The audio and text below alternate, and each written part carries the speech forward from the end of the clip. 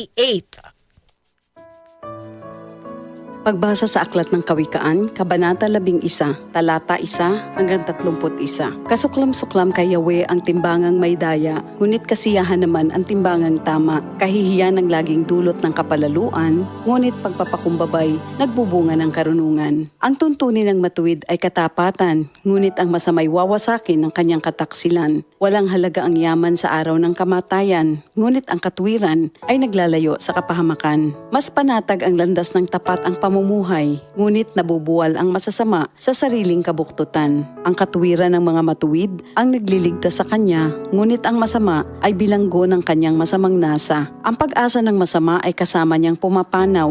Ang umasa sa kayamanan ay mawawalang kabuluhan. Ang matuwid ay inilalayo sa bagabag, ngunit ang masama ay doon bumabagsak. Ang labi ng walang Diyos sa iba ay mapanira, ngunit ang dunong ng matuwid ay nagliligtas ng kapwa. Kapag ang matuwid ay pinagpapala, ang bayan ay nagagalak, ngunit higit ang katuwaan kapag ang masamay napapahamak. Dahil sa salita ng matuwid, ang bayan ay tumatatag, ngunit sa kasinungalingan ng masama, ang lungsod ay nawawasak. Ang kapos sa kaalaman ay humahamak sa kapwa, ngunit laging tahimik ang taong may unawa. Walang maitatago sa bibig ng madaldal, ngunit ang tunay na kaibigan, iyong mapagkakatiwalaan. Sa kakulangan ng tuntunin ng bansa ay bumabagsak, ngunit sa payo ng nakararami, tagumpay ay tiyak. Ang nananagot para sa iba, sa gusot ay nasasadlak, ngunit ang ayaw gumarantiya ay malayo sa bagabag. Ang babaeng mahinhin ay nag-aani ng karangalan, ngunit ang walang dangal, tambakan ng kahihiyan.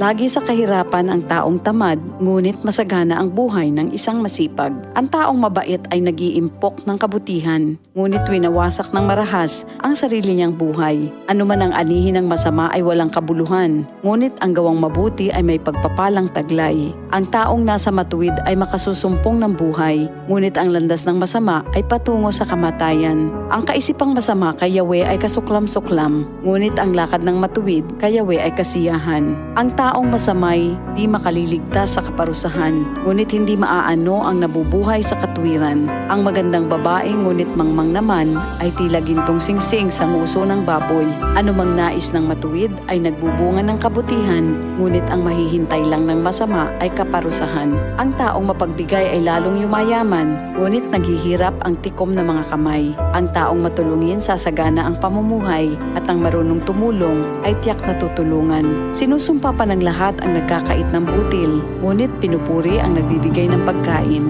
Kung mabuti ang hangarin, ikaw ay igagalang. Kapag humanap ng gulo, iyon ay masusumpungan. Malalantang tila dahon ang nagtitiwala sa kanyang yaman, ngunit ang matuwid ay giginhawa tulad ng sariwang halaman. Ang nagpupunla ng gulo sa sariling sambahayan, mag-aani ng problema, gugulo ang pamumuhay. Ang taong mangmang at walang nalalaman ay alipin ng matalino habang siya'y nabubuhay. Buhay ang dulot ng matuwid na pamumuhay, at kamatayan naman ang hatid ng karahasan. Ang matuwid ay ginagantimpalaan dito sa lupa, ngunit paparusahan naman ang mga makasalanan at masasama. Ito ang salita ng Diyos. DCXL 558